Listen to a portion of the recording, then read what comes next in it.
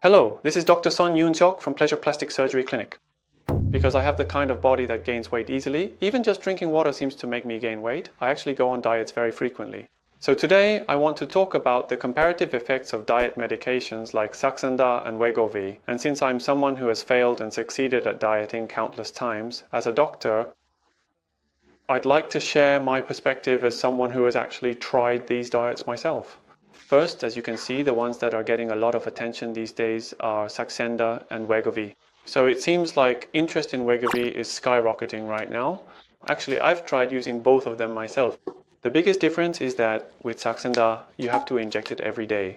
So with Saxenda, you have to inject it every day, either in your abdomen or your shoulder, but with Wegovy, you only need to do it once a week.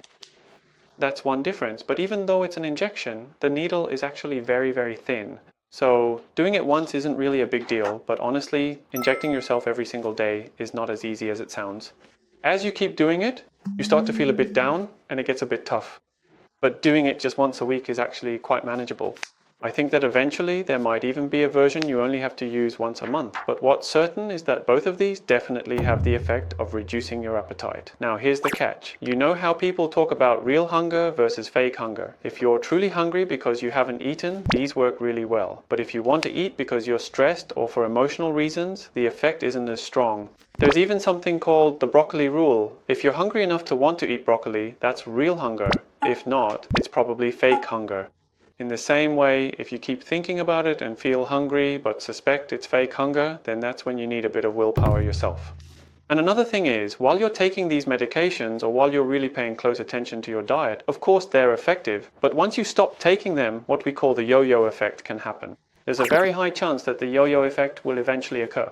Why do you think I used both? If this one had solved the problem, I wouldn't have used the other one. But since the weight came back, I ended up using this one after all. So in the end, the yo-yo effect happens when you stop taking it.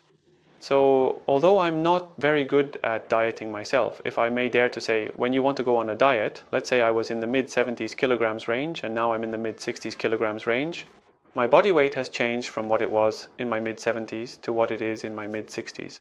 It's not enough for just your weight to change. You have to become a different person altogether. You need to actually become someone who weighs in the 60 kilogram range. Only by changing into the kind of person who eats and behaves like someone in the 60 kilogram range can you maintain it.